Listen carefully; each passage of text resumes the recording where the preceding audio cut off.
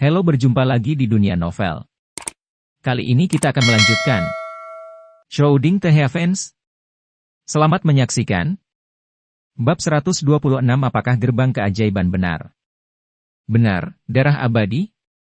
Ye Fen dan Ji Ziwei mau tidak mau memiliki pemikiran seperti itu. Darah merah cerah yang akan menetes cemerlang, tercetak di dinding tembaga di depannya, membentuk karakter Xian yang besar, dengan tinggi sekitar 9 meter, bercahaya dan menyilaukan, seperti awan merah yang kental. Apakah rahasia menjadi abadi ada di sini? Mata Ji Ziwei cerah, sudut mulutnya melengkung, dan dia menoleh untuk menunggu dan melihat. Karakter darah cerah memberi Ye Fen perasaan aneh, dia berkonsentrasi padanya, menikmatinya dengan hati-hati, berharap menemukan sesuatu. Kekacauan melonjak di aula, Yin dan Yang mengalir, dan Xian yang cemerlang memiliki pesona yang tak terlukiskan. Tanpa sadar, mereka berdua sedang kesurupan, seolah-olah mereka telah menyentuh konsepsi artistik yang tidak dapat dipahami. Bagian depan berangsur-angsur berkabut, seperti mimpi dan ilusi, memberi orang perasaan yang tidak nyata. Dunia kering dan sunyi, lalu makmur, berkembang, melahirkan dan mati. Dao itu murni dan kosong, halus dan tidak dapat diprediksi, dan tidak pernah mati. Segala macam penampilan yang tidak bisa dijelaskan dan aneh membuat orang mabuk dan linglung, dan jatuh koma. Keduanya mengulurkan tangan, seolah ingin meraih lintasan yang tidak bisa dijelaskan itu ke depan. Dinamakan, ibu dari segala sesuatu. Langit dan bumi memiliki bentuk dan posisi, Yin dan Yang memiliki kekerasan dan kelembutan, dan mereka bergabung untuk memelihara segala sesuatu dan menciptakan kehidupan. Dalam keadaan kesurupan, sepertinya ada suara bergema di aula, menggoda orang untuk maju, ingin menjelajahi akar langit dan bumi, dan membuka pintu semua keajaiban. Ini adalah godaan yang besar, seolah-olah harapan menjadi abadi tepat di depan mata Anda. Suara Daolun terus bergema, seperti Huang Zong Dalu, membuat orang mengerti. Meskipun kekuatan ilahi Ji Ziwei telah disegel, tubuhnya telah mendapatkan kembali kebebasannya saat ini, dengan ekspresi damai di wajahnya, dan dia berjalan maju selangkah demi selangkah. Hal yang sama berlaku untuk Ye Fen, tampaknya ada cahaya terang yang menggantung tinggi di atas langit, mekar dengan pesona yang tak ada habisnya, membimbingnya ke depan, kebenaran indah dari suara hari itu, metode tanpa akhir, muncul di depan matanya, dan jalan cahaya ilahi menyebar di kakinya. Tidak dapat menahan godaan, mereka melangkah tanpa sadar, keduanya sangat saleh, seolah-olah mereka dipanggil, seolah-olah mereka dibimbing, mereka bergerak maju perlahan. Pada saat ini, di mata mereka, ada mata air suci yang muncul dari tanah, teratai emas jatuh dari langit, burung phoenix terbang, ribuan warna keberuntungan, ribuan pelangi, warna-warni dan warna-warni, dan semua jenis bunga keberuntungan terus mengalir. Tiba-tiba, lautan kepahitan emas Ye Fen melonjak ke langit, terjalin dengan guntur dan kilat, dan cangkangnya yang berdaging menyala seperti emas. Pada saat ini, semua keberuntungan kabur, dan sekelilingnya dalam kabut, dia merasa seolah-olah sedang menghadapi jurang maut, seperti jatuh ke neraka, seluruh tubuhnya sedingin es, dan dia berkeringat deras. Tidak dapat melihat pemandangan sekitarnya dengan jelas, kabut tak berujung mengelilinginya, membunuh, menutupi langit, menutupi dirinya sepenuhnya. Dia menggigil lingling, dan samar-samar merasa bahwa dia hanya selangkah lagi dari kematian, dan yang disebut Daolungin begitu ilusi, begitu halus, dan tidak lagi nyata. Pada saat yang sama, tubuh halus Ji Ziwei juga bersinar, permukaan tubuhnya seputih batu giok, dengan sedikit kilau bersinar, dia berhenti berjalan seolah disambar petir, terlihat sangat linglung. Boom! Di mata-mata air dasar laut Ye Fen, nagit tembaga hijau bergetar sedikit, dan dia segera merasakan pikirannya jernih dan pulih sepenuhnya. Kabut berangsur-angsur menghilang, dan dia menemukan bahwa dia telah sampai di dinding tembaga, hanya beberapa langkah dari Xian, bermerek darah, dan dia akan menyentuhnya. Tapi Ji Ziwei bahkan lebih buruk, dia sudah mengulurkan tangan gioknya, tapi dia akan menyentuh kata berdarah, abadi, hanya beberapa meter jauhnya. Dia menarik kembali gadis berpakaian ungu itu, dan dengan cepat mundur. Ketika mereka sudah cukup jauh, pemandangan yang mereka lihat akhirnya benar-benar jelas, tidak lagi mengantuk dan berkabut. Ke depan, karakter Xian, setinggi 9 meter itu sama menakutkannya dengan neraka Shenluo, berlumuran darah, membuat orang merasakan niat membunuh yang tak ada habisnya. Semua jenis penampakan ajaib, suara dao yang tak ada habisnya, semuanya menghilang, dan tidak ada sajak dao yang misterius, dan hanya ada kengerian dan kengerian. Ini adalah. Keduanya merasa dingin di sekujur tubuh mereka, dan mereka berkeringat deras. Jika mereka baru saja mengambil beberapa langkah ke depan, darah mereka akan berceceran selama 5 langkah, dan mereka tidak akan ada di dunia. Saya dengan jelas mendengar suara Great Dao Tianyin, mengapa semuanya menghilang dalam sekejap mata, dan sekarang tidak ada lagi aura keabadian. Ji Ziwei sangat bingung. Ye Fen merasa ketakutan di dalam hatinya. Dia awalnya ingin menjelajahi keajaiban yang tak ada habisnya, tetapi dia tidak pernah berpikir bahwa dia akan berakhir menghadapi jurang maut. Dia dibawa ke ambang kematian, yang membuat tulang punggungnya merinding. Di saat-saat terakhir, jika bukan karena gelombang lautan kepahitan keemasan yang membubung ke langit dan getaran tembaga hijau, dia mungkin telah jatuh ke dalam genangan darah dan tidak akan berada di dunia ini. Pada saat yang sama, dia sedikit terkejut. Fisik Ji Ziwei juga sangat istimewa, dan dia berhenti di saat-saat terakhir. Meskipun dia ditarik kembali olehnya, itu cukup untuk menunjukkan bahwa wanita ini luar biasa. Melihat beberapa tulang putih di aula, tubuh Ye Fen terasa dingin. Untuk menemukan rahasia menjadi abadi, dia berubah menjadi tulang kering dan tidur di sini selamanya. Ini adalah situasi nyata yang berdarah. Semua hal ilusi dan halus menghilang, kabut menghilang, dan hanya ada niat membunuh, yang membuat mereka berdua berkeringat dingin. Apa artinya ini? Mungkinkah dikatakan bahwa akhir dari latihan adalah jurang maut, neraka, dan seseorang tidak bisa menjadi abadi? Orang-orang merasa kedinginan, menghancurkan harapan para biksu dan menghancurkan fondasi praktik. Di ujung jalan kultivasi, apakah ada yang abadi? Ji Ziwei bertanya-tanya apakah tokoh legendaris yang telah menjadi abadi dalam sejarah kuno kehancuran timur benar-benar melewati langkah itu. Mungkinkah tidak ada yang abadi di dunia ini? Apakah ini tiba-tiba berhenti?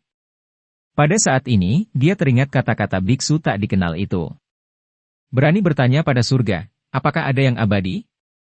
Ji Ziwei beresonansi dengannya, dan merasa kasihan padanya. Ye Fen juga memikirkan pertanyaan ini, dia telah melihat 9 naga menarik peti mati, tetapi orang di dalam peti mati sekuat tembaga mati, dan 9 naga itu tidak bernyawa. Dia berjalan ke kuil Daleyin, tetapi kuil kuno yang legendaris telah ditinggalkan, dan yang disebut Buddha telah menghilang. Apakah Buddha hanya sebuah keadaan, bukan keabadian sejati?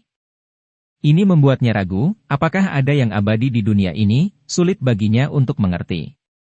Pokoknya, seseorang bisa melintasi medan bintang, dan jika mereka bisa melakukan ini, mereka bisa membuka jalan ke sisi lain langit berbintang. Apa itu abadi? Tidak ada yang bisa mengatakan dengan jelas apakah itu ada atau tidak pernah ada bukti nyata, dan beberapa hanya legenda yang tak ada habisnya. Dalam buku-buku kuno kehancuran timur, ada beberapa catatan menjadi abadi, tetapi mereka tidak jelas dan tidak jelas. Ini. Ji Ziwei bingung untuk sementara waktu. Mengapa kamu berpikir begitu banyak? Ketika kamu mencapai level itu, khawatirkan tentang itu, Ye Fen mengetuknya untuk membuatnya sadar kembali. Kamu memukulku lagi. Ji Ziwei membelai dahinya yang halus, matanya dipenuhi rasa sakit, dan berkata, kamu menantang martabat keabadian masa depan. Kamu sendiri yang mengatakannya, mungkin tidak ada keabadian dalam hal ini dunia. Jika aku menjadi abadi, bukankah akan ada abadi? Ji Ziwei mengertakkan gigi harimau kecilnya yang berkilau dan berkata, jika kamu berani memukulku lagi, aku tidak akan bisa melepaskanmu di masa depan. Ye Fen tersenyum dan meremas mencubit hidung kiongnya yang cantik, dia berkata, aku benar-benar narsis. Ini kepercayaan diri. Ji Ziwei bersembunyi, menggertakkan giginya, dan berkata, kamu, sebaiknya jangan memprovokasi masa depan yang abadi. Keduanya sudah mundur cukup jauh, dan mereka masih merasakan kengerian darah. Misterius dan misterius, energi batinnya tebal dan tipis, dan dapat melahirkan orang bijak.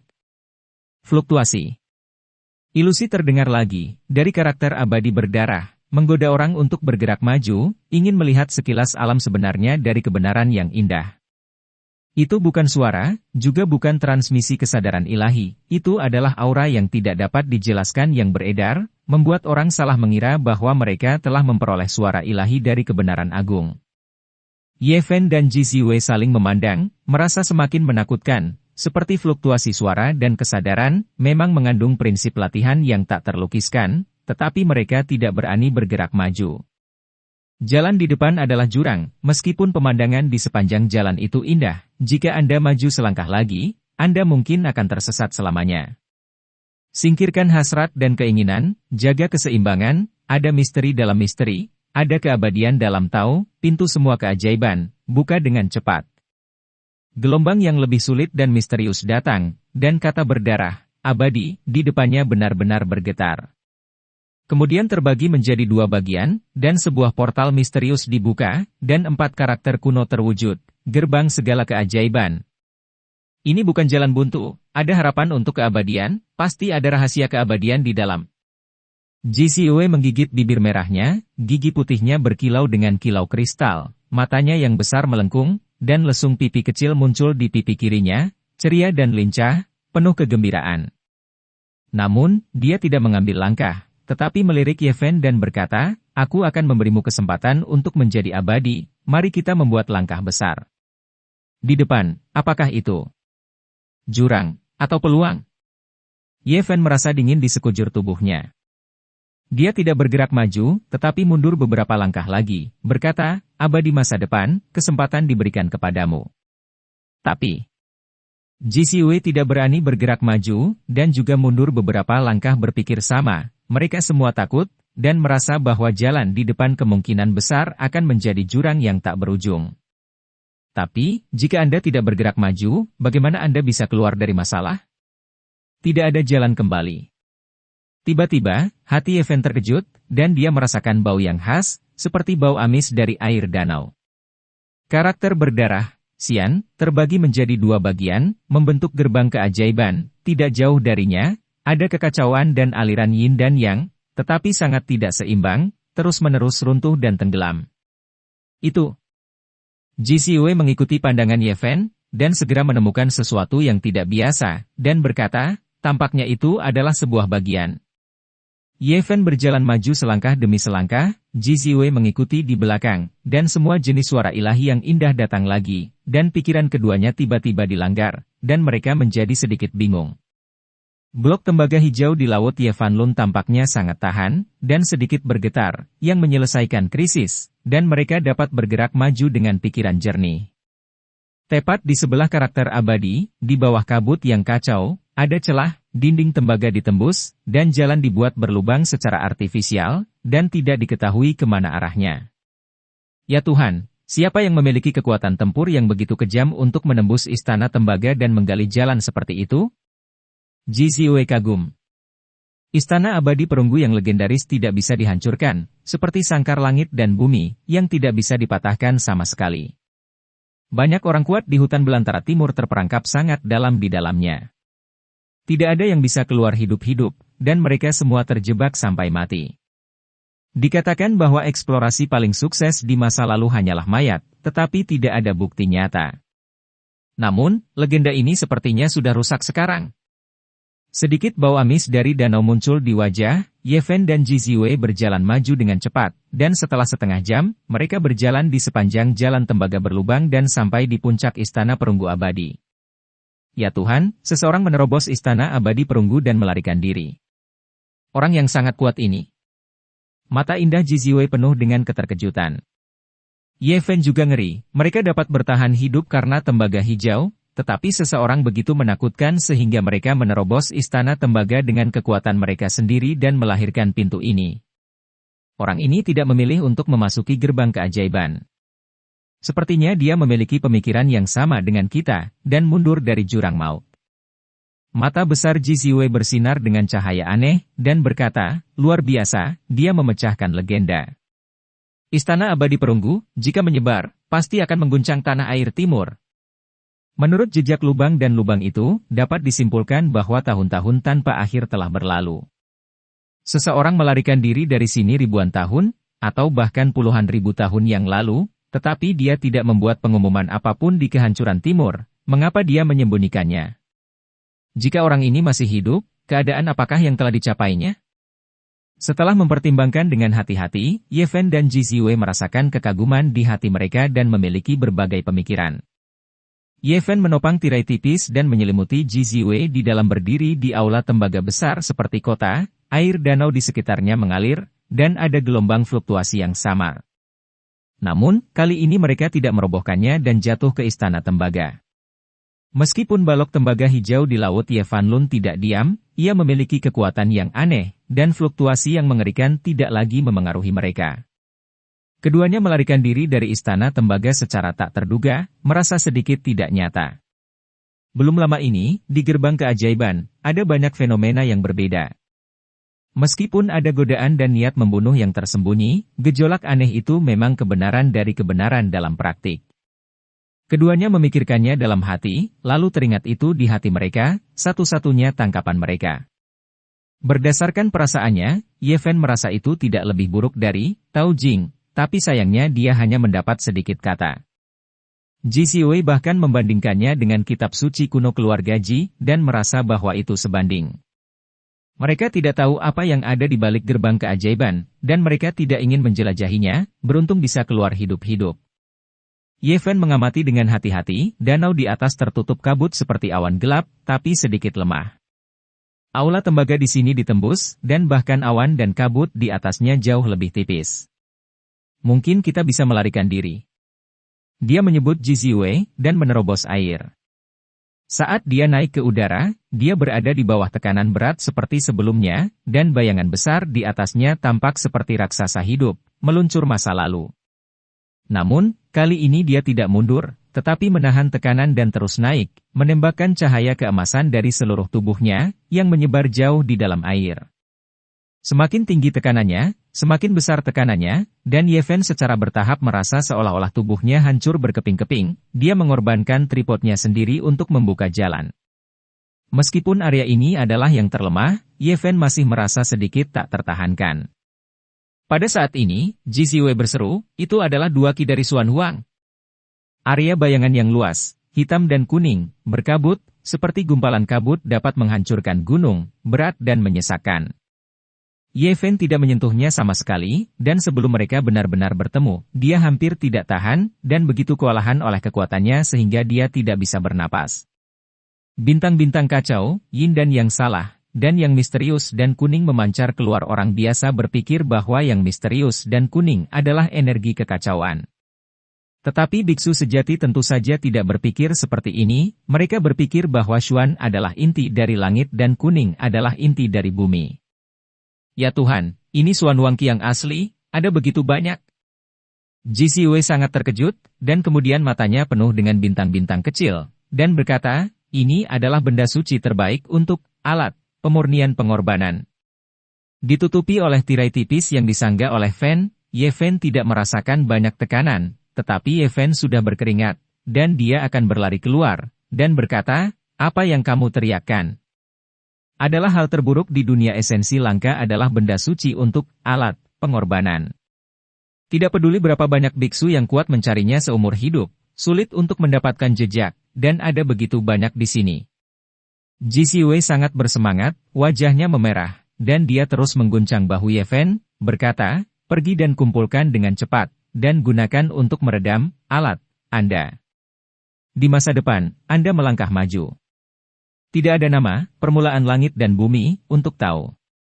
Tanpa nama, ibu dari segala sesuatu, adalah untuk langit dan bumi.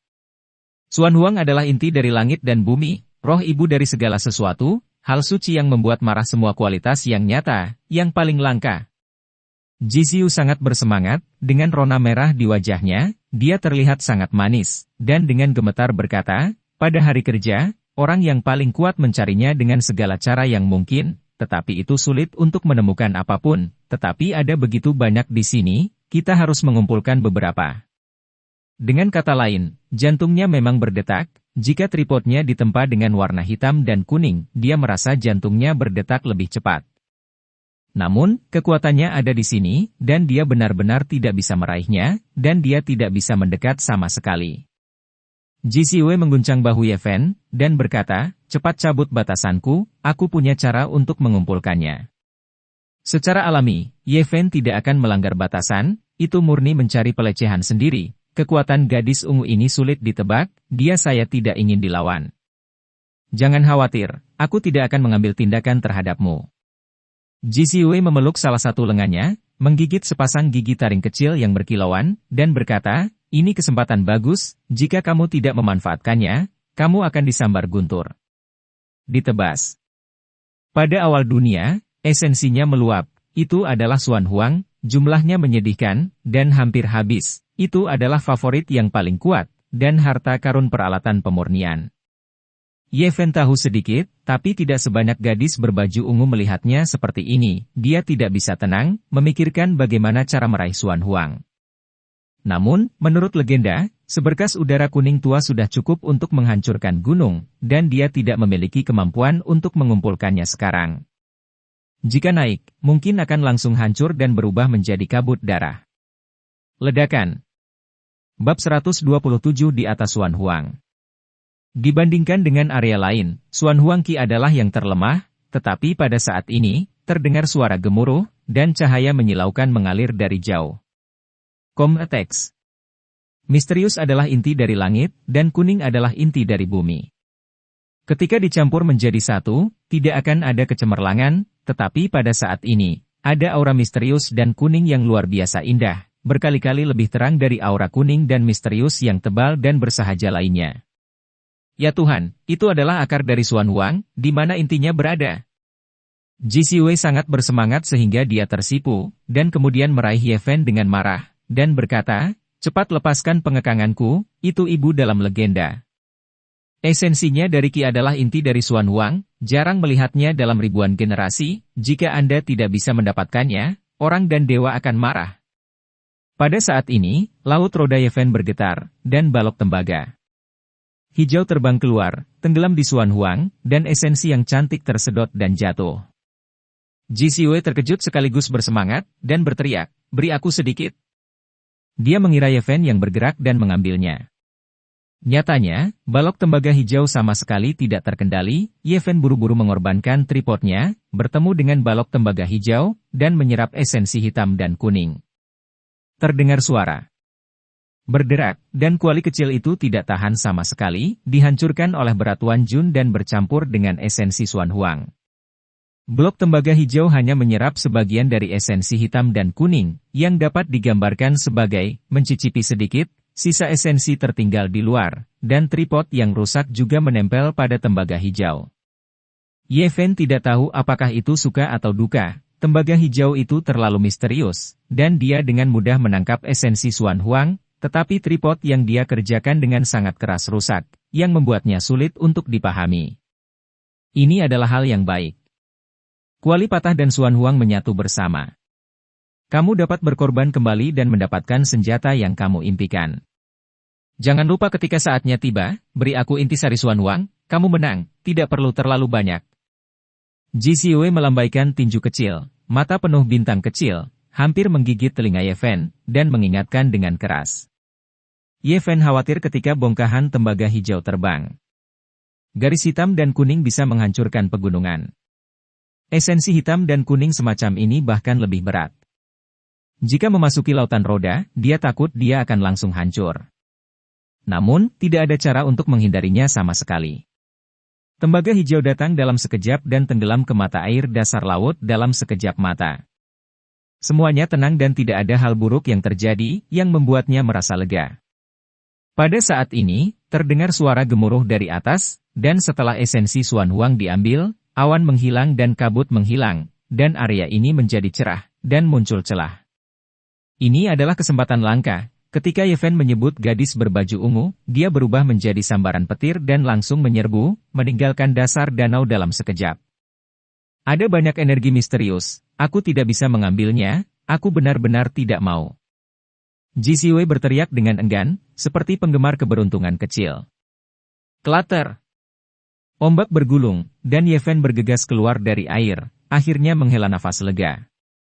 Ini adalah danau besar dengan hamparan gelombang biru yang luas, sejauh mata memandang, kabut air berkabut, dan permukaan danau berwarna biru dan cerah, seperti permata alami, dikelilingi oleh energi abadi, bertitik di daratan yang luas. Ye Fen terbang selama seperempat jam sebelum tiba di salah satu sisi ban, di mana dia melihat pohon-pohon kuno yang subur dan tak berujung tumbuh di tepi sungai, subur dan penuh vitalitas. Akhirnya keluar dari masalah. Keduanya bisa dikatakan selamat dari malapetaka. Di pantai, ada pohon-pohon tua yang menjulang tinggi, hijau, dan pikiran Ye Fen benar-benar rileks.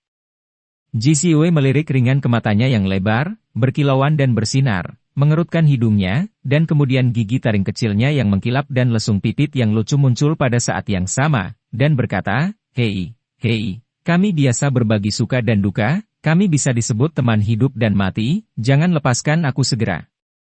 Sekarang saatnya berbagi suka dan duka, dan berbagi esensi hitam dan kuningku.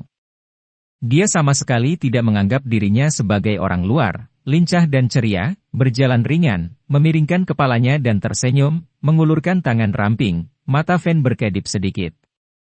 Ya, kita harus berbagi suka dan duka.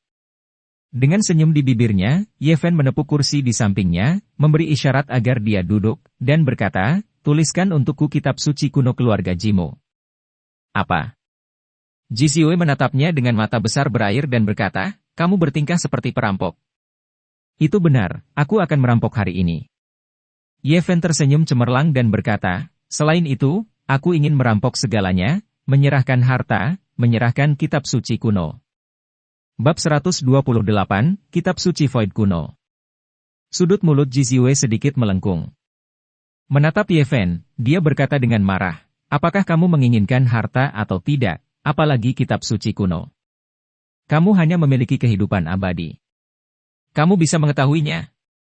Jika kamu tidak mengatakan yang sebenarnya, aku punya banyak cara untuk berurusan denganmu.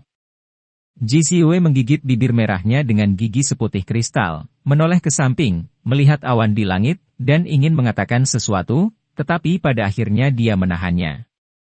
Kata-kata naik. Ye Fen tidak langsung bertanya, dia punya banyak waktu, dan yang paling penting saat ini adalah meredam esensi Xuan Huang. Tripodnya rusak dan menempel pada tembaga hijau, yang sangat membuatnya khawatir.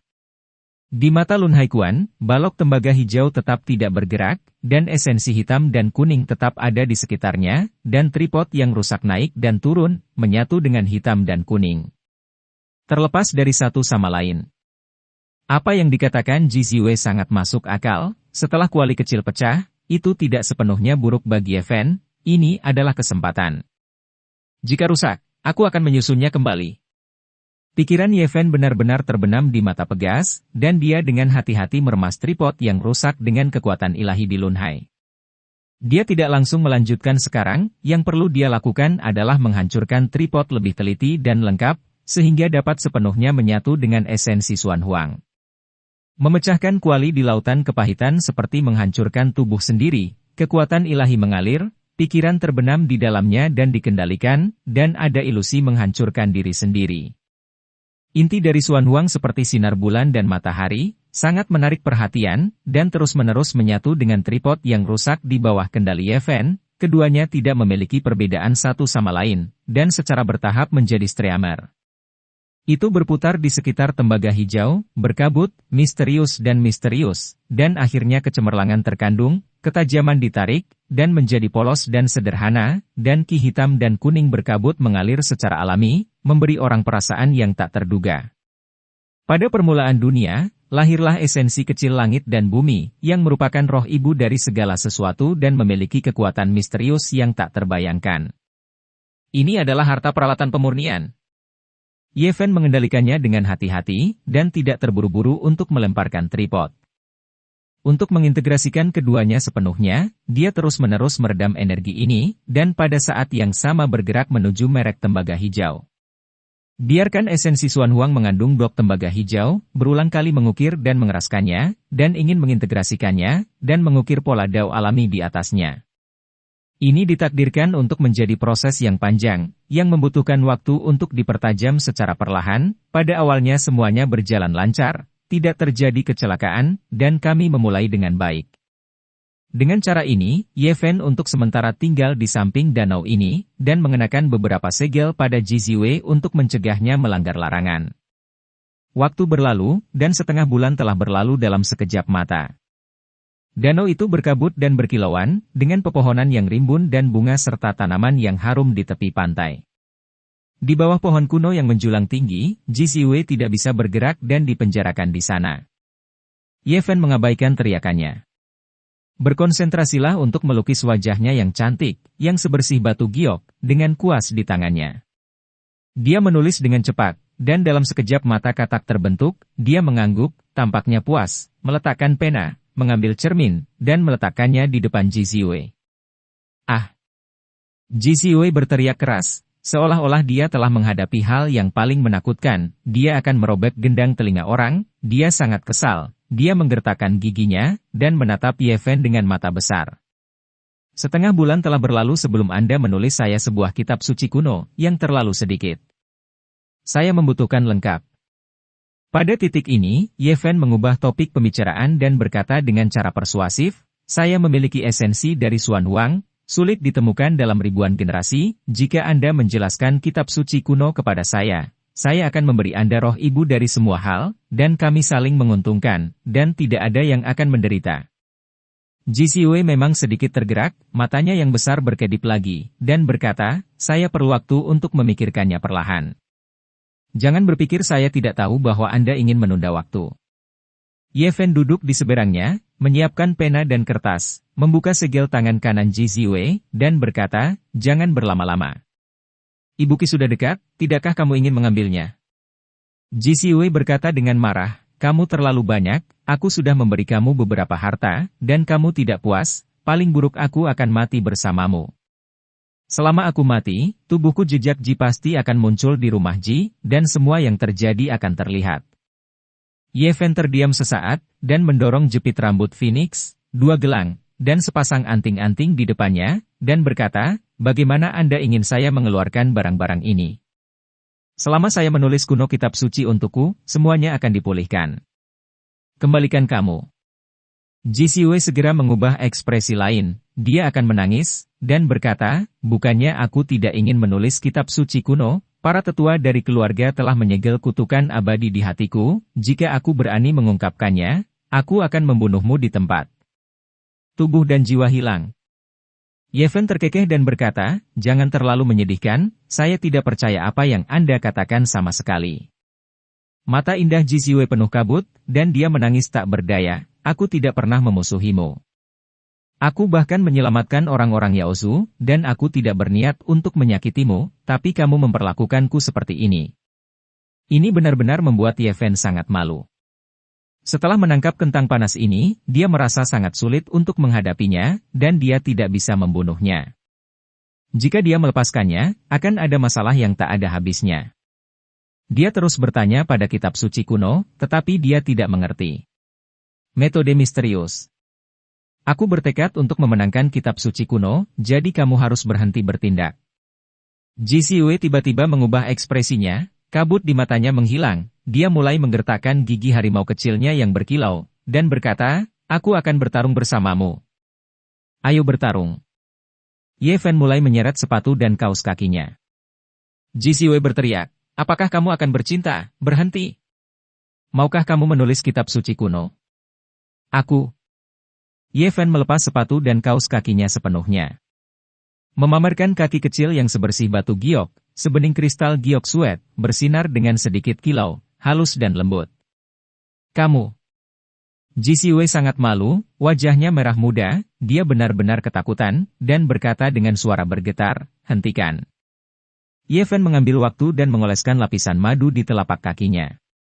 Kaki yang lembab seperti batu giok, lalu ambil beberapa semut dan taruh di atasnya. Di hutan kuno, Ji Ziwei berteriak dengan malu-malu dan marah, Ye Fen yang berbulu kecil, aku tidak bisa selesai berbicara denganmu, ah. Setengah jam kemudian, Ye Fen berjalan ke danau dengan beberapa halaman kertas di tangannya, dengan ekspresi fokus, dia dengan hati-hati mempelajari yang terekam di sana.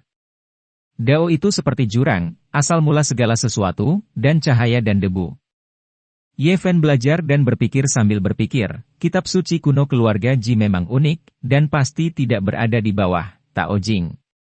Dalam beberapa kalimat pembuka, saya menyebutkan poin-poin penting dari kitab suci kuno ini. Dao itu sendiri tidak ada, tetapi efeknya tidak terbatas.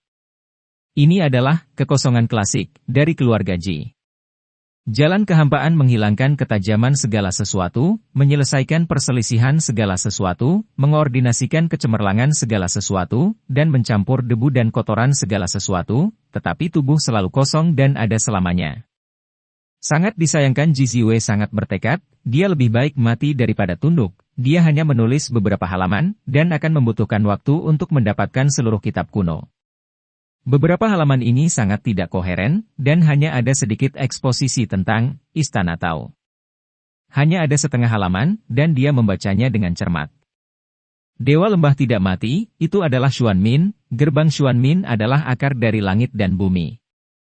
Meskipun hanya setengah halaman, itu membuat Ye Fen mengerti apa yang diinginkan oleh Istana Tao. Praktik. Jika kamu benar-benar ingin mengolah 5 dewa, orang tidak akan mati jika mereka dapat membangkitkan semangat mereka. Ada 5 dewa di Istana Tao. Istana Dao tampaknya sangat misterius, bahkan lebih luar biasa dari Lunhai, dan itu akan menggali dan menggali segala macam misteri. Sayangnya, Ye Fen hanya membaca setengah halaman, dan dia tidak tahu harus berbuat apa selanjutnya. Jika Anda ingin mengolah Istana Biara, Anda harus menyeberangi lautan penderitaan dan mencapai sisi lain sebelum Anda dapat melanjutkan. Lain kali, Ye Fen mulai berlatih keras, dia tidak ingin membuang waktu. Selama proses ini, dia juga terus-menerus mengeraskan esensi Xuan Huang untuk membuatnya mengandung balok tembaga hijau, dikorbankan berulang kali, dicampur dan digabungkan, dan mengukir pola Dao. Tentu saja, hal terpenting yang dilakukan Ye Fen adalah meredam esensi darah dari hati suci Kaisar Iblis. Dia membutuhkan kekuatan yang kuat. Hati ini terbenam di mata air kehidupan. Jika tidak digunakan, itu akan menjadi percuma. Kali ini, dia menggunakan 2 ki hitam dan kuning untuk menganiaya hati kudus, menyebabkan darahnya membanjiri langit, untuk mengumpulkan esensi darah. Ada sebongkah tembaga hijau yang tertekan di dasar laut, dan hati suci Kaisar Iblis tidak bisa menolak, seperti naga bertanduk yang melingkar di perairan dangkal, tidak berani melakukan gerakan besar. Selama setengah bulan penuh, Ye Fen bisa disebut meremas, terus-menerus meredam darah suci Kaisar Iblis, mencuci dan melatih tubuhnya sejernih batu giok, mengeluarkan semua jenis ki lain-lain, dan perubahan terlahir kembali adalah akan berlangsung. Ji Ziwei melihat semua ini di matanya dan terkejut di dalam hatinya. Dia samar-samar merasa bahwa ada banyak rahasia di Ye Fen, yang jauh dari sesederhana yang terlihat di permukaan. Pada hari ke-19 memurnikan darah suci Kaisar Iblis, perubahan yang mencengangkan terjadi pada hari ini. Hatinya, yang semerah batu giok, tampak tak tertahankan lagi dan pecah sepenuhnya. Lautan kepahitan emas Ye Fen benar-benar mendidih. Jika bukan karena blok tembaga hijau untuk memperbaiki semuanya di sini, dia mungkin akan hancur. Jantung Kaisar Iblis mulai berdebar, dan dia benar-benar memulihkan vitalitasnya. Tidak mau kehilangan darah sucinya, dia ingin menyetrum Ye Fen sampai mati. Pada hari itu, bahkan yang kuat yang melampaui alam pihak lain tidak tahan, bisa dibayangkan kengeriannya. 2 arus udara hitam dan kuning di blok tembaga hijau menstabilkan Lunhai dan tidak membahayakan Ye Fen. Hati itu, seterang batu rubi, terbakar begitu dahsyat hingga langsung menembus lautan kepahitan Ye Fen, berubah menjadi cahaya darah yang terang, dan menghilang ke langit. Lautan pahit Ye Fen sangat sakit. Meskipun menutup dengan cepat, butuh waktu lama untuk pulih. Hasil ini membuatnya tercengang, dan dia bergumam pada dirinya sendiri, aku meremas terlalu keras, itu benar-benar salah, hati suci dari Kaisar Iblis benar-benar terbang. Hati suci Kaisar Iblis yang perkasa tidak mau dituntut olehnya setiap hari, dan akhirnya, menghilang tanpa jejak. Ya Tuhan, itu pasti jantung Kaisar Agung Ras Monster, sebenarnya di dalam tubuhmu. Ji Ziwei tercengang, wajahnya penuh kejutan. Ye Fen tidak mengejarnya, duduk bersila, dan membasuh darah dan dagingnya dengan darah suci yang dikumpulkan terakhir. Pada saat ini, seluruh tubuhnya seperti batu giok, organ dalamnya berkilau, tulangnya bersinar, dan kulitnya sebening kristal. Setelah dibaptis dengan darah suci, dia merasakan semburan rasa sakit yang tak tertahankan. Akhirnya, setelah meminum 2 obat suci, dia mulai terlahir kembali untuk ketiga kalinya. Ini adalah proses yang menyakitkan dan sulit, yang berlangsung lebih dari setengah hari sebelum semuanya menjadi tenang. Ye-Fan berdiri seperti dewa, dengan pancaran cahaya bersinar seperti matahari, bulan, dan bintang-bintang, sebening kaca berwarna-warni. Tidak lama kemudian kecemerlangan itu menghilang, dan dia melawan dan kembali ke penampilan aslinya. Dia merasakan kekuatan yang kuat, dan ketiga kalinya dia terlahir kembali, sepertinya dia terlahir kembali dari abu, dan energinya sepertinya tidak ada habisnya. 5 jari saling berdekatan, dan saat mereka mengepal, kepalan emas terjalin dengan petir emas, seolah-olah bisa langsung menembus dunia. Hal yang paling sulit dipercaya adalah bahwa 2 aura hitam dan kuning melayang di atas kepalan tangan emas, seolah-olah dilebur di atasnya. Jiziwei sangat terkejut, mulut kecilnya terbuka menjadi bentuk O, dan berkata, "Kamu bajingan, apa yang kamu lakukan?" Angin sepoi-sepoi bertiup, rambut hitam Ye-Fan menari ringan, dan dia mengepalkan tangan emasnya, dia merasa sangat kuat, Xuanhuang 2 Qi memenuhi udara. Bab 129 Pernikahan. Bagaimana ini bisa terjadi? Mata Jiziwei berkilat, mulutnya yang kemerahan sedikit terbuka, dan wajahnya penuh ketidakpercayaan. Dia tidak mengerti mengapa 2 aura hitam dan kuning muncul di kepalan tangan itu. S1 ini, kepalan emas Ye-Fan, hanya dengan melihatnya, memberi orang perasaan yang kuat, seolah-olah itu bisa tak terkalahkan, dan roh ibu dari segala sesuatu tampaknya dilebur di atasnya. Xuanhuang adalah roh keibuan yang lahir dari keharmonisan antara langit dan bumi. Itu adalah objek suci dari penyuling. Bagaimana itu menempel pada kepalan tanganmu? Bagaimana kamu melakukannya? Mata besar Jiziwei bersinar dengan kecemerlangan yang aneh. Ye-Fan melepaskan tinju emasnya, dan aura keibuan yang misterius dan kuning segera menghilang, dan mengalir kembali ke lautan kepahitan, berlama-lama di sekitar balok tembaga hijau. Dia juga sangat terkejut, takut dia akan berubah menjadi bubuk, dia tidak dapat menahan beban dari roh keibuan semacam ini, dan 1 sutra sudah cukup untuk menghancurkan gunung. Baru saja, gumpalan muncul di setiap kepalan tangan, yang benar-benar membuatnya sedikit takut, untungnya ada tembaga hijau untuk memberi makan energi ibu, jadi tidak ada kecelakaan yang terjadi. Tembaga hijau tenggelam di lautan roda, dan roh ibu Xuanhuang melekat padanya, dan bahkan tubuhnya menjadi pembawa. Ketika lautan roda diputar, sangat mungkin esensi Xuanhuang akan berpedoman. Rasanya tidak pantas untuk menghindarinya, jika tidak ada tekanan dari balok tembaga hijau, dia dalam bahaya berubah menjadi bubuk kapan saja, begitu banyak energi ibu yang cukup untuk membuatnya hancur berkali-kali. Namun, bahaya selalu berdampingan dengan peluang, meski mengganggu, jika digunakan dengan baik, itu adalah senjata yang tak terkalahkan. Seberapa menakutkan jadinya jika tinju dengan esensi hitam dan kuning muncul? Biarkan Anda memiliki ribuan senjata ajaib, biarkan kekuatan supernatural Anda tidak terbatas, dan saya akan memukul Anda. Ye-Fan sedang mempertimbangkan apakah benar-benar mungkin untuk meleburkan roh ibu Xuanhuang dan tubuhnya sendiri secara bersamaan. Tapi memikirkannya dengan hati-hati, itu terlalu sulit, dan dia mungkin tidak bisa melakukannya sekarang. Xuanhuang yang asli sulit untuk disempurnakan, dan Biksu Top menggunakannya untuk memurnikan senjata. Hampir tidak pernah terdengar seseorang memurnikan tubuh, karena terlalu berbahaya. Jalannya sudah dibuat, dan semuanya bisa dilakukan dengan lambat. Dia tidak terburu-buru untuk sukses, dan punya banyak waktu untuk menjelajah dengan lambat. Tubuhmu sangat istimewa. Jiziwei penuh aura, dengan tajam menangkap sesuatu. Apa yang kamu lihat? Dalam S1 ini, Ye-Fan telah kembali ke sifat aslinya, dengan senyum cerah dan ekspresi tidak berbahaya di wajahnya. Dia hanya seorang anak laki-laki berusia sekitar 14 tahun. Baru saja, tubuhmu sebening kristal, seperti lampu kaca, tanpa cacat dan tanpa cacat. Kotor, Yu Limbao, seharusnya tidak seperti ini satu persatu, baru saja. Ketika Ye-Fan terlahir kembali untuk ketiga kalinya, tubuh harta karun itu bersinar, dan daging dan darahnya hampir transparan, semuanya jatuh ke mata Jiziwei, dia sangat terkejut. Jaringan, Biksu mencapai alam pantai seberang, mereka akan melahirkan jenis bayi baru lahir yang berbeda, terus-menerus bertukar darah, memurnikan tulang, dan menyelesaikan transformasi seperti memecahkan kepompong dan berubah menjadi kupu-kupu. Namun, menurut GCW, jenis darah pelatihan dan kelahiran kembali tulang jauh dari dapat dibandingkan dengan transformasi Yeven. Sublimasi Anda sangat tidak biasa dan tidak masuk akal. Bulu matanya bergetar, dan dia menatap Yeven dengan hati-hati, menunjukkan ekspresi terkejut menurut Ji. Ziwe seperti yang disebutkan di atas, setelah mencapai alam pantai seberang, jika fisiknya dikatakan sebagai perubahan kupu-kupu seperti cacing, maka Yeven bisa disebut kelahiran kembali cacing, seperti Phoenix. Transformasi semacam ini dapat dibandingkan dengan kelahiran kembali kekuatan kuno.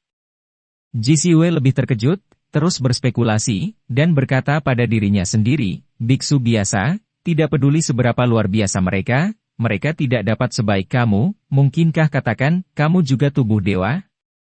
Yeven tidak menanggapi, perubahan kelahirannya lebih ajaib daripada darah dan tulang ketika dia mencapai sisi lain, dan dia sudah tahu lagi pula, yang dia ambil adalah obat ajaib dan saudari kaisar darah. Begitu tubuh suci kunonya diubah, itu akan menjadi luar biasa. Dibandingkan dengan transformasi Anda, transformasi biksu lain bukanlah transformasi yang lengkap sama sekali. GCW berkata di sini, matanya yang besar penuh aura berbinar, dan berkata, mungkinkah dia benar-benar memiliki tubuh dewa seperti kakak laki-lakiku? Jangan bandingkan aku dengan dia, pukul dia cepat atau lambat. Kamu, GCW mengerutkan hidungnya karena ketidakpuasan, aku khawatir ketika saudara Haoyue muncul, kamu akan kabur setiap hari. Saya tidak ingin berbicara dengannya untuk saat ini. Ketika saya berhasil berkultivasi, saya harus memukulnya menjadi kepala babi, kata Yeven dengan acuh tak acuh.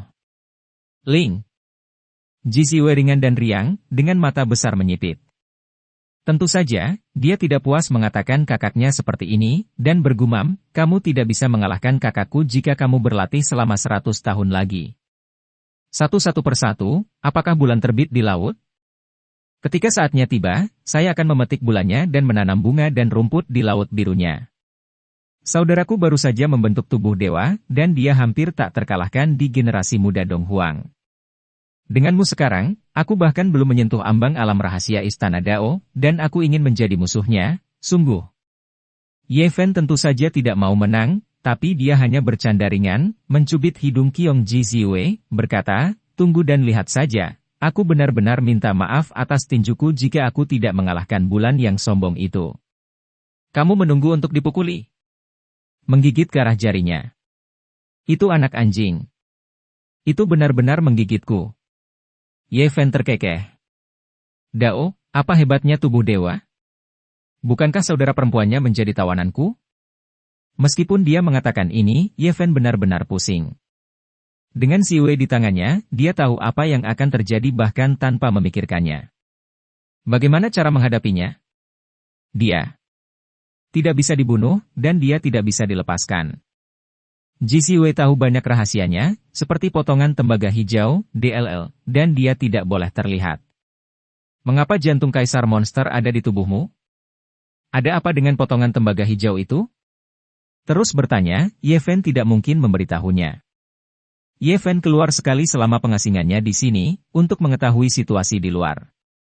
Apa yang membuatnya merasa sangat aneh adalah setelah hanyut di sungai bawah tanah selama sebulan, dia tetap tidak meninggalkan negara Wei, tetapi datang ke timur dari barat. Ada faksi yang sangat kuat di sini, bernama Taishuan, yang mencakup area yang sangat luas, dan pegunungan tak berujung di timur adalah milik faksi ini. Di pegunungan, total ada 108 puncak utama, yang masing-masing mewakili semacam warisan, dan setiap jenis warisan jauh dari sekolah kecil seperti Ling Sudongtian. Di area yang luas ini, selain keluarga Ji dan Tanah Suci Yaosian, tidak ada sekte yang dapat terus menekan sekte super besar sebesar ini. Wilderness Timur sangat luas dan tak terbatas, dengan negara yang tak terhitung jumlahnya. Di masa lalu, selama masa kejayaan sekte Taishuan, kekuatannya bisa berada di abadingkat 100 teratas di hutan belantara timur, dan bisa mengalahkan raksasa. Apalagi di daerah ini bahkan lebih terkenal, di puluhan atau ratusan negara sekitarnya, hanya ada sedikit sekte yang bisa dibandingkan dengannya. Kekuatan super. Yeven tidak ingin menyinggung faksi ini. Selain itu, yang paling dia dengar adalah tentang Ji Haoyue. Kelahiran tubuh dewa keluarga Ji mengejutkan hutan belantara timur, mengumumkan bahwa keluarga Ji akan sangat makmur dalam beberapa ribu tahun mendatang. Tidak ada masalah dengan tubuh dewa yang hidup selama ribuan tahun, yang merupakan konsensus masyarakat. Ji Haoyue telah bangkit dengan kuat, terus-menerus menyerang klan monster, dan telah mengambil gua dari beberapa monster besar, tak terkalahkan. Dalam 2 bulan terakhir, tidak ada yang bisa dibandingkan dengannya dalam hal pusat perhatian, bisa dikatakan halo itu menyilaukan. Banyak kekuatan super kuat berspekulasi mengapa keluarga Ji begitu agresif. Ye Fen memiliki intuisi bahwa Ji Ziwei tidak sederhana, jika tidak, dia tidak akan pernah bisa selamat dari kelainan teratai emas Yan Ruyu, dan keluarga Ji harus sangat mementingkannya. Namun selama ini, tidak ada berita tentang hilangnya Ji Ziwei, seolah-olah sengaja disembunyikan. Ye Fen berpikir sendiri, sebagian besar keluarga Ji berpikir bahwa Ji Ziwei jatuh ke tangan monster secara tidak sengaja, jadi mereka berusaha keras untuk menaklukkan, yang membuatnya berkeringat dingin. Dalam periode ekstrim, pilihan terbaik Ye Fen adalah hidup dalam pengasingan. Jika seseorang mengetahui bahwa dia telah menculik Ji Ziwei, itu pasti akan menjadi bencana. Beberapa hari kemudian, Ye Fen mulai mempersembahkan korban kepada bejana. Tripod telah lama hancur dan tidak terlihat, dan telah digabungkan dengan ki hitam dan kuning, dan dapat disusun kembali. Ini adalah proses yang sangat sulit. Semangat ibu dari segala sesuatu adalah yang paling luar biasa, dilebur dengan tripod, dan jika ingin terbentuk hampir mencapai langit, belum lagi. Ye Fen memilih untuk melemparkan tripod pada balok tembaga hijau dan memalsukannya pada penampangnya.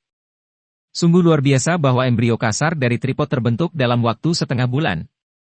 Blok tembaga hijau itu misterius dan tidak dapat diprediksi, dan tidak terlalu sulit untuk memurnikan 4 ton kuning hitam di atasnya. Setelah tripod kecil Xuan Huang terbentuk, itu sederhana dan alami, dengan sajak alami Tao, yang sangat luar biasa, membuat orang berpaling sekilas. Namun, begitu dia meninggalkan blok tembaga hijau, Xiao Ding langsung berubah menjadi gas hitam dan kuning, yang langsung hancur, yang membuat Ye Fen sangat tidak berdaya. Langit dan bumi selaras, saling tumbuh dan saling tumbuh, dipenuhi dengan esensi langit dan bumi. Semangat ibu dari segala sesuatu sangat sulit untuk diselesaikan, dan terlalu sulit untuk benar-benar menjadi kuali.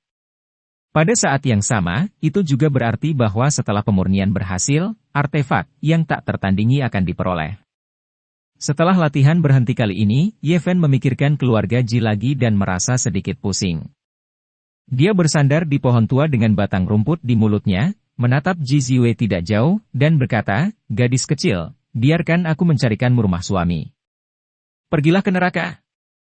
Ji Ziwei kesal, dia menatap padanya dengan mata besar. "Mengapa kamu begitu berfluktuasi? Lagi pula kamu akan menikah, dan aku berjanji akan mencarikanmu istri yang baik." Ye Fen memegang tongkat rumput di mulutnya dan berkata pada dirinya sendiri, "Ketika saatnya tiba, kita akan dipertimbangkan orang kita sendiri, jadi aku tidak akan mencarinya. Kakakmu dalam masalah." "Omong kosong apa yang kamu bicarakan?" Ji Ziwei menjadi marah dan memunggungi dia. "Setelah memikirkannya, untuk mencegahku membunuh saudaramu secara tidak sengaja di masa depan, satu-satunya cara untuk pergi adalah menikah." Ye Fen berbicara dengan berani, dan berkata pada dirinya sendiri, "Ngomong-ngomong, keluarga Jimu dapat dianggap sebagai keluarga kaya. Bukan kerugian menikahi keluargamu. Aku belum pernah melihat bajingan sepertimu." Pipi Ji Ziruyu memerah, dan dia benar-benar ingin menggigit Ye Fen. Ji Haoyue memiliki tubuh dewa dan lahir dari langit, bisa dikatakan bercahaya, dan sama sekali tidak sebanding dengan Ye Fen saat ini. Keluarga Ji sangat kuat di hutan belantara timur dan memiliki status yang luar biasa, tetapi Ye Fen mengatakan demikian, tampaknya keluarga Ji mengambil keuntungan dari menikahinya. "Keluarga suami yang kutemukan untukmu sangat luar biasa. Dia mewarisi kekuatan klan monster. Namanya Pang Bo, dan dia benar-benar layak untukmu. Jika aku ingin menikah denganmu, silakan." Ji Ziwei menoleh ke satu sisi, cemberut dan mengutuk Xiao Ping, "Aku berharap kamu bahagia menikah dengan monster itu selama 100 tahun, dan kemudian melahirkan monster kecil. Tidak, itu monster manusia. Kamu mulut gadis kecil itu sangat beracun." Ye Fen tertawa terbahak-bahak, membuang tangkai rumput di bunyi bip, dan berkata, "Karena aku tidak ingin menikah dengan monster, aku akan melakukannya toh dan mencernamu sendiri." Mata Ji Ziwei berkedip dengan aura, berkata, saya Qijian Gen ingin menceritakan sebuah rahasia. Rahasia apa? Ye Fen bertanya dengan malas, bersandar pada pohon kuno. Hukum tidak diteruskan ke 6 telinga, kemarilah. Ye Fen berjalan mendekat dan berkata, jika ini tentang rahasia kitab suci kuno, aku akan dengan senang hati mendengarkan. Rahasianya adalah, aku ingin menggigitmu. Ji Ziwei menggeram sepenuhnya, dan menggigit telinga Ye Fen, dia sudah kesal. Jangan terlalu galak. Ye Fen mengangkat dagunya dan berkata sambil tersenyum, sebenarnya, pernikahan itu untuk kebaikanmu sendiri. Aku ingin kamu mendapatkan kembali kebebasanmu. Kalau tidak, akan salah bagiku untuk mengelilingimu setiap hari. Kamu takut keluarga kami dan saudara laki-lakiku akan mendatangimu. Bibir merah Ji Ziwei lembab, dan gigi harimau kecilnya bersinar cerah. Dia benar-benar ingin menggigit tubuh Ye Fen, sehingga dia merasa lega. Sakit kepala, biarkan aku memikirkannya. Ye Fen dengan lembut mengusap pelipisnya. Bab 130 Bab 131 Budak Menipu Tuan. Ji Ziwei, Master Pengganggu. Mengedipkan matanya yang besar dan berkata, aku tidak butuh sakit kepala sama sekali. Biarkan aku pergi dan aku tidak akan khawatir. Membunuh tetapi tidak bisa membunuh, dan tidak bisa melepaskan, Ye Fen dengan lembut menyentuh pelipisnya. Ji Ziwei tidak puas, dan berkata, hei, siapa yang menyusahkan? Bagaimana mungkin masa depan abadi yang cerdas dan cantik seperti saya ada hubungannya dengan dua kata itu, berbagi suka dan duka kamu tidak bisa memperlakukan temanmu seperti ini. Ji Ziwei mengerutkan hidungnya dan berkata, biarkan aku pergi, aku berjanji tidak akan menyakitimu.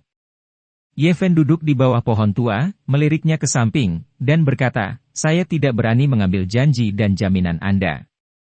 Ji Ziwei tidak berkecil hati, suaranya yang jernih dan merdu seperti mutiara besar dan mutiara kecil jatuh di atas piring batu giok, dan dia mencoba membujuk Ye Fen. Aku tahu bagaimana membuat laut terbit dan bulan terbit. Semua kekuatan kuno memiliki mana yang kuat, dan ada sesuatu yang tersembunyi di dalamnya. Ada rahasia besar di kekosongan kuno. 7 zona terlarang kehidupan di kehancuran timur memiliki. Ji Ziwei berbicara tanpa henti di mulut kecilnya, terus membujuk dan merayu, hingga akhirnya mulutnya kering. Namun, meskipun Ye Fen mendengarkan dengan penuh semangat, dia tidak mengungkapkan apapun. Dia memelototi Ye Fen dengan marah, dan berkata, apakah kamu mendengar apa yang aku katakan? Aku menelannya kembali, dan aku akan mendengarkan sisanya. Apakah kamu akan membiarkanku pergi? Tidak. Kamu Fen menjawab terus terang. Aku sudah banyak bicara, dan kamu hanya menggunakan dua kata ini untuk menanggapiku? Lalu kenapa kamu tidak mengatakannya lebih awal? Aku sangat marah, tenggorokanku kering. Ji Ziwei merasakannya mulut kering. Ayo, aku senang mendengarkan. Ji Ziwei sangat marah sehingga dia memelototinya dan berkata, jika kamu tidak melepaskanku secepat mungkin, anggota keluarga pasti akan menemukan tempat ini, dan kemudian kamu pasti akan mendapat masalah besar. Ya, itu benar-benar merepotkan. Ye Fen bersandar ke batang pohon kuno, menyentuh dagunya dengan tangan kanannya, dan menggoda, kenapa aku tidak melakukannya, pokoknya menikah denganmu dan hidup dalam pengasingan di sini untuk sementara waktu.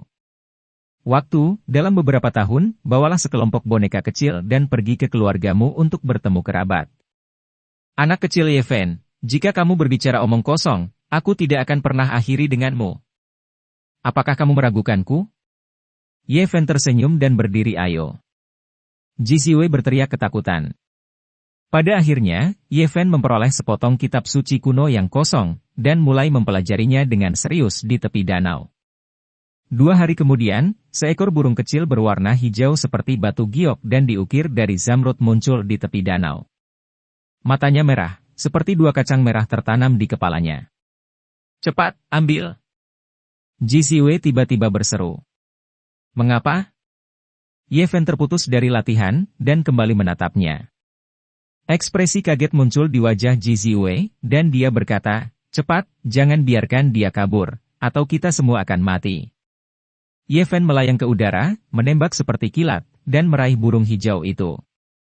Namun, burung biru ini adalah paranormal, dan kecepatannya sangat cepat, berubah menjadi lampu hijau, menghilang dalam sekejap, dan terbang ke langit. Ye Fen mengorbankan cermin gosip tembaga, permukaan cermin itu seperti bulan purnama, cahaya cemerlang langsung keluar, dan dengan cak, lembut, burung biru itu berubah menjadi gumpalan asap hijau. Ada apa? Apa asal-usul burung Jasper itu? Itu salah satu dari banyak hewan peliharaan sepupuku. Ji Siwei menunjukkan sedikit kepanikan, dan berkata, lepaskan aku, kalau tidak, kita semua dalam bahaya. Ye Fen terkejut, apakah orang-orang dari keluarga Ji datang ke pintu? Pada saat yang sama, dia sangat menyadari ketidaknormalan tersebut, dan bertanya, sepupumu ada di sini. Kamu tampaknya sangat ketakutan. Dia akan memperlakukanmu dengan buruk. Mengapa?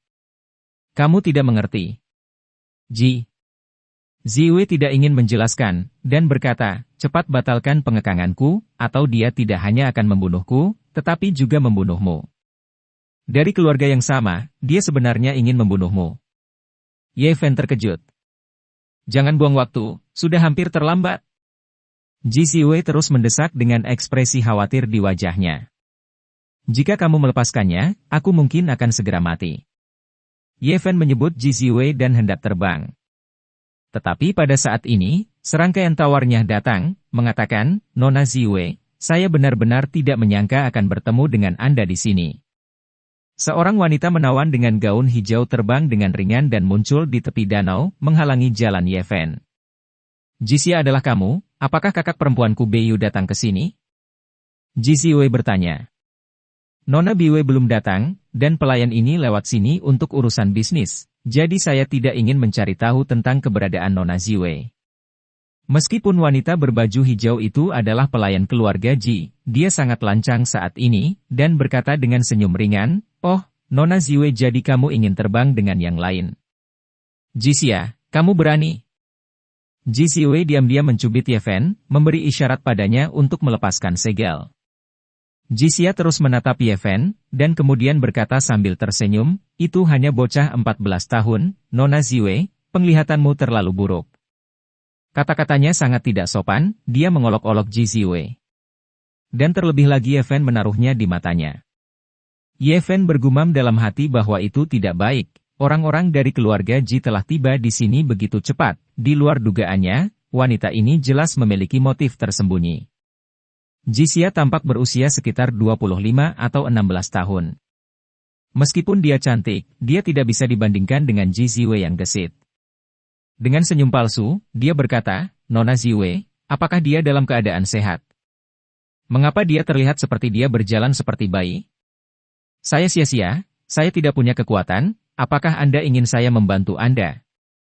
Jixia, kamu terlalu lancang, apakah kamu di sini untuk menemukanku? Klan iblis, dan mereka mengejarmu kemana-mana, dan ingin menemukanmu kembali. Namun, kami tidak pernah menyangka bahwa ketika kami mengkhawatirkanmu, kamu akan tinggal di gubuk ini, tinggal bersama orang lain. Jixia menjadi semakin lancang, dan dia sama sekali tidak mengambil hati Jixia. Mengambil Ziwei sebagai tuannya, dia mengolok-oloknya berulang kali. Ji Ziwei tidak marah, dia tenang, dan berkata, Jixia, kamu mencariku atas perintah kakak perempuanku Biwei, kamu ingin menyingkirkanku dan bergegas? Jixia tersenyum seperti lonceng perak dengan suara, dia berkata, Nona Biwei baik hati, sama sekali tidak mungkin melakukan hal seperti itu, tetapi saya tidak memiliki banyak keberatan sebagai pelayan, saya benar-benar ingin mengirim Nona Ziwei di jalan. Jika kamu ingin membunuhku, lakukan secara langsung. Ji Ziwei melangkah maju dengan cepat. Jixia bingung, mundur 2 langkah, menatap Ye Fen, dan berkata, Nak, kamu memiliki trik yang bagus. Aku tidak tahu metode apa yang kamu gunakan untuk menjatuhkan Nona Ziwei-ku. Dia sangat berhati-hati dan ingin menguji Ye Fen, apakah Fen benar-benar menyegel Ji Ziwei? Jixia, setelah mengikuti kakak perempuanku Biwei selama bertahun-tahun, kamu memang telah mengontrak sifatnya.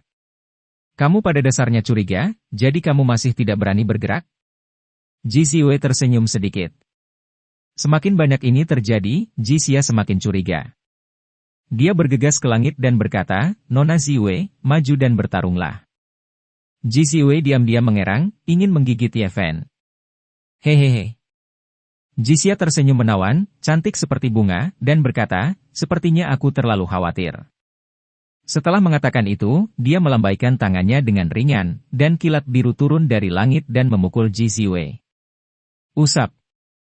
Ye Fen bergegas mendekat dan menarik Ji Ziwei ke samping di tengah suara gemuruh. Beberapa pohon kuno yang menjulang tinggi berubah menjadi abu terbang di bawah lampu listrik biru, dan tanah hangus. Nona Ziwei, ternyata seseorang benar-benar ditangkap, tetapi bocah ini tidak terlalu kuat. Bagaimana dia melakukannya? Dia menaburkan sepotong pasir berwarna, bersinar seperti bintang di langit, membentuk nebula, menutupi langit di bawah. Datang. Cepat keluar dari sini, kamu bukan tandingannya. Ji Ziwei berbisik di telinga Ye Fen. Ketika Ye Fen menyebut Ji Ziwei, dia bergegas ke danau dengan kecepatan kilat, dan terjun ke dalamnya. Dia tidak berani terbang keluar dari pegunungan, selama keberadaannya terungkap, dia tidak akan memiliki cara untuk mendapatkan pijakan di daerah ini. Cepat batalkan pengekanganku. Di bawah danau, Ji Ziwei mengguncang bahu Ye Fen dengan kuat. Tirai cahaya redup menyelimuti mereka berdua, dan mereka terus tenggelam ke bawah. Hehehe. Jisia tertawa, diselimuti cahaya hijau, dia berjalan cepat melewati danau, dan hendak menyusul dalam sekejap mata. Tapi dia juga memiliki keraguan di hatinya, dan dia tidak berani membunuh Ji Ziwei secara langsung, karena takut jejak di tubuhnya akan keluar dan menyebabkan masalah besar baginya. Ye Fen bergegas ke dasar danau, dia ingin memanfaatkan esensi hitam dan kuning setebal gunung di sana. Mao Touna, kekuatan sucimu tidak bisa berfluktuasi pada level Shen Qiao, bagaimana kamu bisa menangkap Nona Ziwei? Jisia berkata melalui transmisi suara, jika kamu ingin orang lain melakukannya, kamu di sini hanya untuk mengurus tentang itu, kan? Ji. Ziu juga memahami rencana Ye Fen, dan berkata, pikirkan cara untuk mendorong esensi kuning misterius di bawah untuk meletus. Anak kecil. Aku ingat ketika aku mengepung dan membunuh Yan Ruyu, aku sepertinya melihatmu dijaga oleh beberapa iblis tua, dan aku ingin datang kepadamu pasti ada rahasia. Tawa Jisia berangsur-angsur menjadi lebih dingin, dan dia berkata, sepertinya aku akan mendapat panen besar hari ini. Setelah bergegas ke dasar danau, Ye Fen tiba-tiba mengayunkan tinjunya dan menabrak air, lalu meningkatkan kecepatannya hingga ekstrim, dan terbang ke depan bersama Ji Ziwei. Boom! Sepertinya telah membuka gerbang neraka, paksaan yang sangat besar, bergolak, sepertinya mampu merobek langit dan bumi, dan memuntahkannya secara tiba-tiba. Jisia baru saja bergegas ke sini, dan Yue Hua menjadi pucat di tempat, dan berteriak, Xuan Huang yang legendaris. Gumpalan hitam kuning dapat menghancurkan gunung, gunung esensi hitam kuning yang begitu tebal, ketika dirangsang, memiliki kekuatan yang mengerikan, tak terbayangkan. Dia sangat ketakutan sehingga semua jiwanya membeku, dan dia mati-matian terbang ke atas untuk melarikan diri, tidak lagi peduli mengejar Ye Fen. Ah! Jisia menjerit sedih. Di kejauhan, Ye Fen dan Ji Ziwei memiliki ketakutan yang tersisa. Mereka bergegas keluar dari danau dan menghindari pergi jauh. Danaunya mendidih, ombaknya mengamuk, hitam dan kuning, seperti putaran batu kilangan besar, tidak ada kekuatan yang bisa menghentikannya. Jeritan melengking berhenti tiba-tiba, dan Jisia tidak bergegas keluar. Tidak lama kemudian danau kembali tenang. Ye Fen dan Ji Ziwei berdiri di pantai, dan mereka tidak berbicara untuk waktu yang lama, keduanya dalam suasana hati yang rumit. Setelah sekian lama, Ye Fen membuka mulutnya dan berkata, Ji Biwei itu tidak akan mengikuti? Ji Ziwei tidak menanggapi, tetapi sedang memikirkan sesuatu dengan serius, dan berkata pada dirinya sendiri, aku tidak bisa kembali sekarang, apalagi muncul. Situasinya sangat rumit. Ini sangat rumit. Pada saat ini, suara sedingin es terdengar, dan Jisia, dengan rambut acak-acakan, muncul di belakang Ye Fen dan Ye Fen seperti hantu. Lampu. Bahkan Xuan Huang gagal menghancurkanmu? Ye Fen terkejut. Warna aneh juga muncul di mata cerah Ji Ziwei, dan dia berkata, Ji Biwei memberimu jimat pelarian cahaya suci. Kilat, aku sudah lama mencarimu. Wajah Jisia penuh dengan kesuraman, dia mendesak ke depan dengan cara yang menyeramkan, dan berkata, sayangnya, jimat itu hanya terhapus oleh esensi Xuan Huang, dan itu rusak. Nona Ziwei, kamu ayo pergi. Ye Fen berdiri di depan Ji Ziwei dan berkata, kamu budak yang menggertak tuan, kamu benar-benar pantas dihukum. Jisia mengandalkan jimat cahaya ilahi untuk berubah menjadi kilat, dan lolos dari himpitan roh Ibu Xuan Huang, tetapi masih terluka parah. Dia membenci Ye Fen ke intinya, dan berkata dengan dingin, "Aku akan merobekmu dulu, lalu mengirim Nona Ziwei ke jalan." Dia merentangkan kelima jarinya, dan 5 pelangi ilahi melesat keluar, meraih Ye Fen. Yang ditunggu Ye Fen adalah kesempatan ini. Tubuhnya sangat tirani, dan yang paling dia takuti adalah pertarungan jarak dekat. Sepasang tinju emas berayun dengan keras, meruntuhkan ruang di tempat. "Kamu!" Jisia terkejut dan mundur di tempat. Namun, sekarang sudah terlambat. Jarak antara keduanya sangat dekat, Ye Fen tidak akan memberinya kesempatan. Pukulan pertama menghancurkan 5 cahaya ilahi dan menghancurkan 5 jarinya yang terulur. "Ah!" Jisia menjerit, kecemerlangan di tubuhnya berkedip, dan dia ingin mengorbankan harta roh. Pukulan kedua, bang! Ye Fen telah diayunkan, dan sebelum harta roh bisa keluar, itu dihancurkan kembali oleh kepalan emas. Lautan kepahitan Jisia hancur di tempat. Tinju Ye Fen melampaui Ling Bao, dan dalam jarak dekat, tidak ada yang bisa menghentikannya. Jisia menjerit, seluruh tubuhnya bersinar, dia ingin menghancurkan tubuhnya dan memukul Ye Fen dengan keras. Pada saat ini, Ye Fen mengayunkan tinjunya yang ketiga, dan dengan ledakan, itu menghantam dadanya dengan keras, menembusnya. Boom! Jisia terkoyak dan hancur ke segala arah. Dia terbunuh oleh 3 pukulan Ye Fen. Seorang biksu di alam sisi lain dipukuli sampai mati oleh tinjumu. Jisiwe terdiam, dan berkata, "Kamu hanyalah binatang humanoid." Pukulan keempat Ye Fen tetap di udara, dan pukulan terakhir tidak berayun ketika dia keluar. Gumpalan kuning gelap muncul di atasnya, dan perlahan menghilang saat dia perlahan menarik kembali tinjunya. Meskipun ini membuatnya gelisah, dia juga sedikit terkejut. Dia meninju terus-menerus, terkadang dengan udara keibuan hitam dan kuning. Jika dia bisa mengendalikannya, sepasang tinju ini akan sangat menakutkan. "Kamu bajingan." Jisiwe menatapnya dengan mata besar, dan berkata, bahkan seorang biksu di alam rahasia Istana Dao bisa menderita kerugian besar jika dia muncul di sisimu tanpa mengetahui detailnya. Ye Fen menoleh untuk melihat Jisiwe, dan berkata, "Apakah menurutmu sepupumu akan muncul di sini?" Sulit untuk mengatakan. Jisiwe menunjukkan kekhawatiran, dan berkata dengan marah, "Aku akan dibunuh oleh Anda. Situasinya rumit sekarang, dan jika keberadaan saya terungkap, saya mungkin lebih berbahaya daripada Anda." Ye Fen menggelengkan kepalanya dan berkata, "Di dalam keluarga Ji Anda benar-benar rumit dan kejam. Kamu tidak mengerti." Jisiwe memberinya pandangan putih, tanpa alasan apa, tapi menghela nafas. "Jisia, kenapa repot-repot?" Dia menemukan beberapa daun dan menutupi mayat yang rusak. Ye Fen tidak peduli, tapi tiba-tiba, seluruh tubuh Jisiwe meledak menjadi kecemerlangan ilahi, dan aura yang kuat keluar dari seluruh tubuhnya. "Kamu!"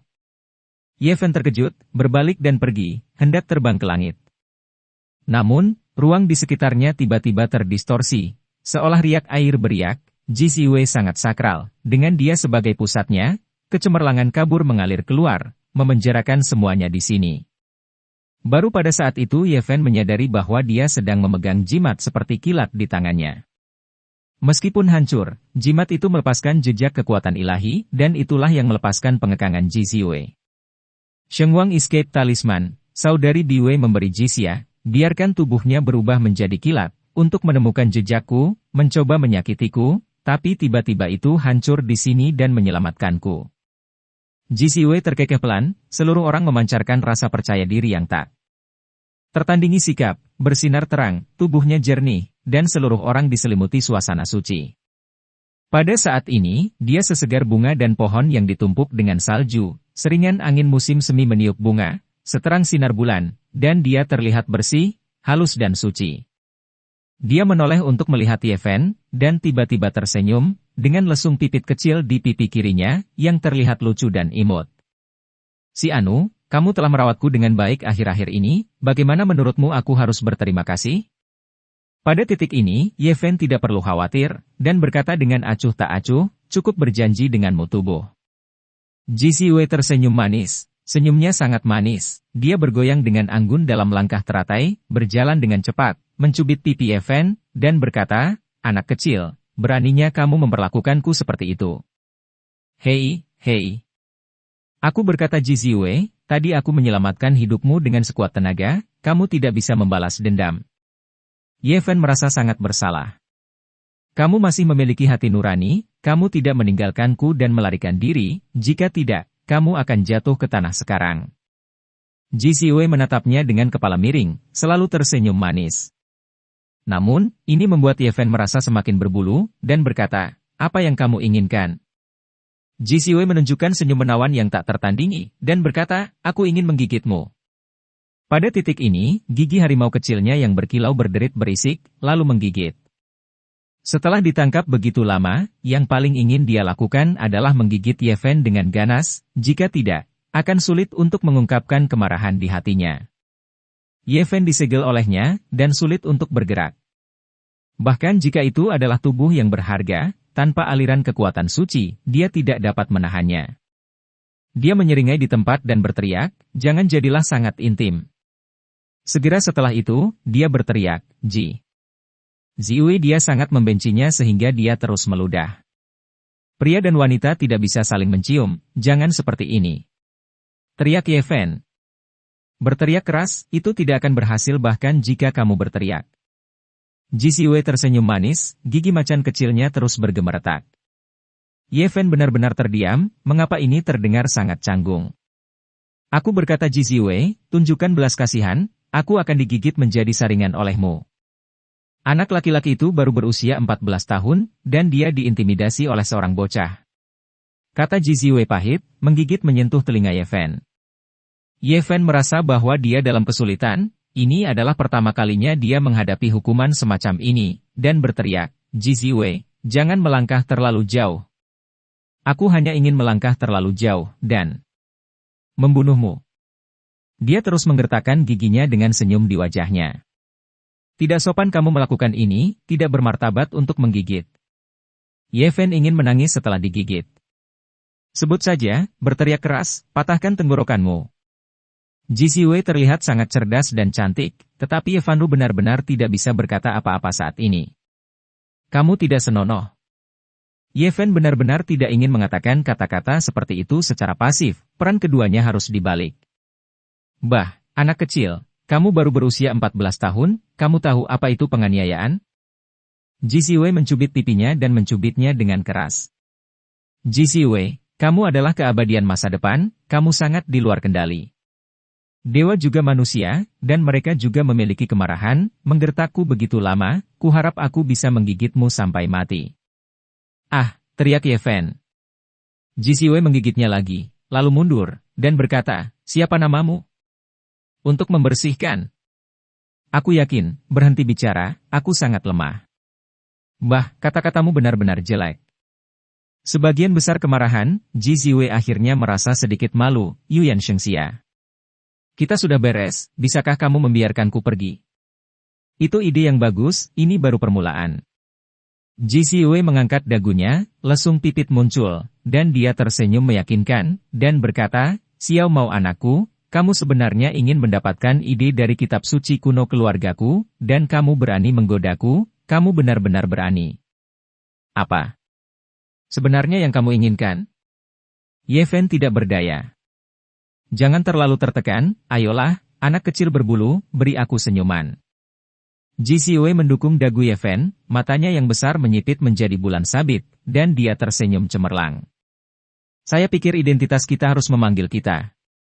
Mendengar Ye Fen mengatakan ini, Ji Ziwei tersenyum lebih cerah, dan berkata, aku akan memperlakukanmu dengan baik.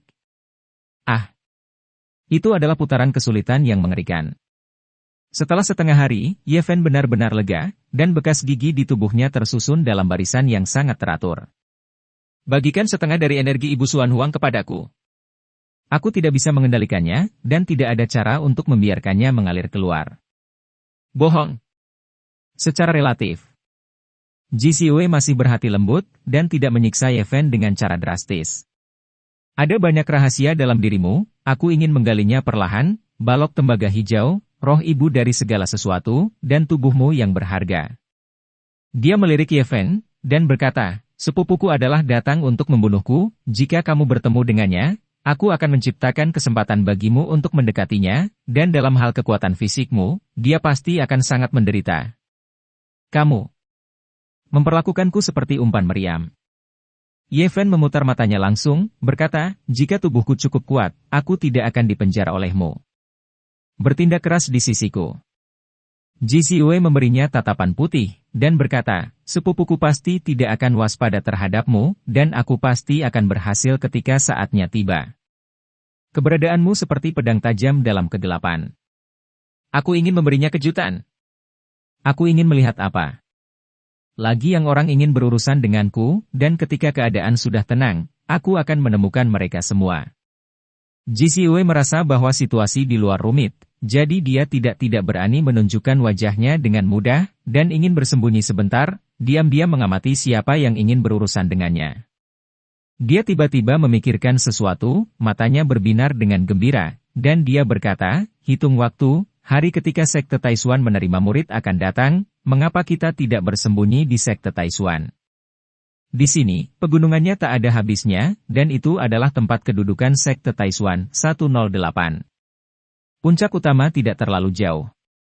Sekte Taishuan sangat kuat, di daerah ini, kecuali keluarga Ji dan Tanah Suci Yao Guang, tidak ada sekte yang dapat menekan mereka. Bahkan jika itu adalah keluarga Ji kami tidak ingin memprovokasi Sekte Taishuan dengan mudah.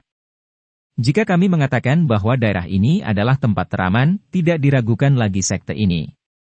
Keluarga Ji tidak akan mengirim orang untuk mencari, selama mereka bersembunyi di dalam, tidak akan ada bahaya.